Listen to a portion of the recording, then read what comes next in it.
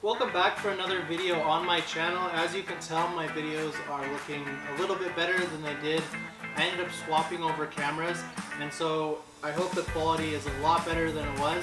Today I'd like to talk to you guys about the new 400Z. It's the brand new Z that is coming out right now. It's just kind of a concept. They've released little sneak peeks here and there, but I want to tell you guys what I've learned about it.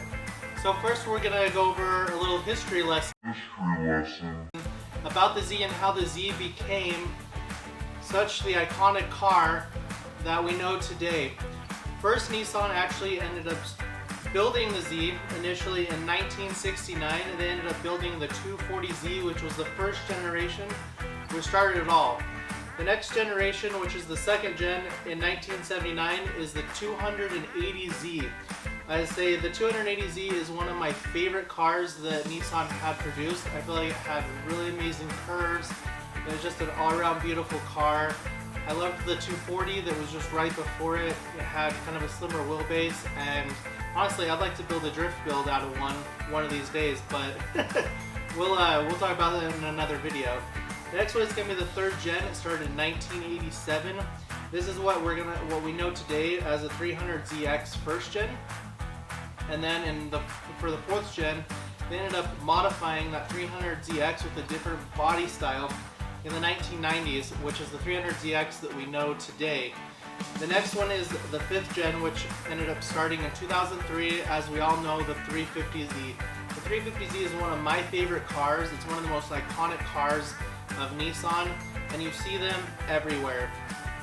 I loved the 350Z because of the amount of the raw power that it had. It really felt like you were in control of that car. And I say I owned a 2005 myself and loved every second of it. The next one is going to be the sixth gen. This is what we know today as the 370Z. 370Z was released in 2009, and honestly, it took a little bit for that one to grow on me, but I ended up falling in love with the 370Z. I ended up picking up a 370Z Nismo, which is one of my favorite cars as well. It didn't feel as raw as what the 350Z did when you were driving it. It felt a little more computer driven, but the 370Z was one of my favorite cars. And now this brings us to our next one, which is the seventh gen, which is the new car that they're going to be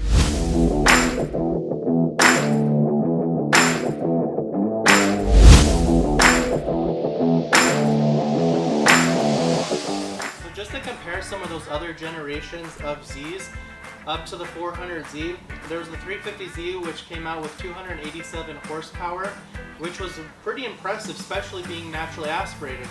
The next one was the 370Z, which for the base, it came out at 332 horsepower, and if you ended up getting the Nismo, they came with 350 horsepower, which was a pretty amazing gain out of a V6, considering that it was only a V6, it wasn't turboed, nothing like that, just higher compression. The next one that we're going to talk about is the 400Z. It's rumored that this car is supposed to have 400 horsepower, and that's supposed to be the Nismo model, and then the base model is supposed to have anywhere from 300 to 400 horsepower. So I'm really excited what they come up with. I heard that the motor was supposed to be coming out of the Q60, so it's supposed to be a 3-liter twin turbo. But I'm really excited to see what they decide to do. So now just to talk about some of my favorite parts of the cars, and I'm sure your guys' too, which is the engine, the transmission, and the performance that they produce. So to start off, we're going to talk about the 370Z Nismo, which again was one of my favorite cars. It came with a 3.7 liter, naturally aspirated, and it made 350 horse out of a V6. Came with a 6-speed manual, and it was rear-wheel drive, and it did 0 to 60 in 5 seconds. One of my favorite features on the 370Z Nismo was the rev matching that came with, and so I'm really hoping that they do keep that in the 400Z. The next one I want to talk about is the Nissan GTR. As you guys know, I sold my 370Z and ended up buying a Nissan GTR, which comes with a 3.8 twin turbo V6. It makes 565 horsepower stock. It does come with a 6-speed. It's all-wheel drive. It's not manual. It only comes in paddle shifters. But it does 2.9 0 to 60, which is a very fast car. The next thing I'd like to talk about is the rumored 400Z. So it's rumored that it's going to be coming with a 3-liter twin-turboed V6, and it's supposed to be coming with either a 6-speed manual or a 7 or 8-speed automatic. So I'm really excited to see how they do that. I really hope they integrate the paddle shifters, because those are really fun. And then it is supposed to be rear-wheel drive, and the rumor for it is that it should be doing 0 to 60 from 4 seconds to 4.5 seconds. So that's kind of the rumored range on what it's supposed to produce. And the next thing we're going to be talking about is the pricing compared to some of the other cars that are on the market right now. The next thing that we're going to be talking about is the competitive pricing market and the cars that are available today. The first one I'd like to talk about is the Supra. So the brand new Supra that ended up coming out, it ended up coming out with just a little over 300 horse. The base price for the Supra was $50,000. The premium model started at $53,000, and then the launch edition started at $55,000.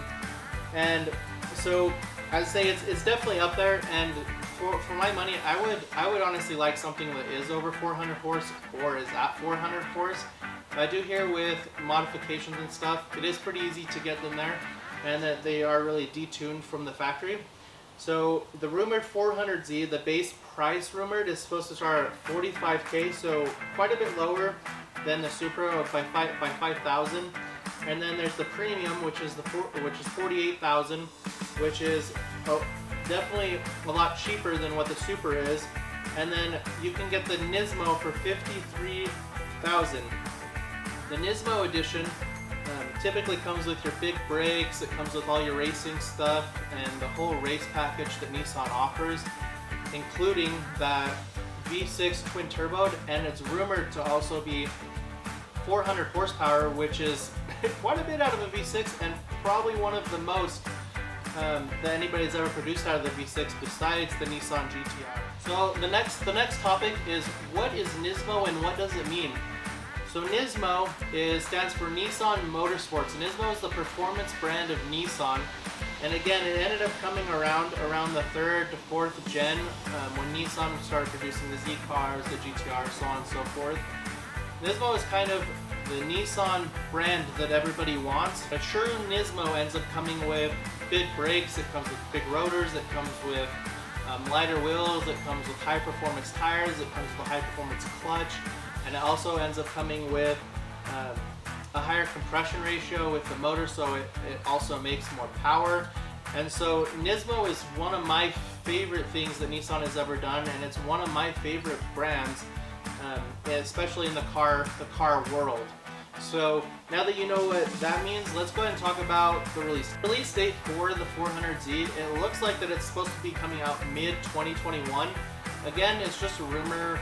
None of us really know when it's going to be released or when it's going to be unveiled, but I'm really hoping that it does come 2021, and I'm going to see if my local Nissan dealership will actually let me take it out on a test drive and do a review video for it, as well as going over those features and everything that's new from this Z compared to the last Z, and see if maybe some of the dealership people would end up giving me kind of their ideas on what they think about the 400Z. Well guys, thank you for watching another episode on my channel. I really hope that you guys liked the content and you guys liked the upgraded video, the video quality for the videos that I'm going to be doing now versus when I was using the GoPro. And so go ahead and hit that like and subscribe button and follow.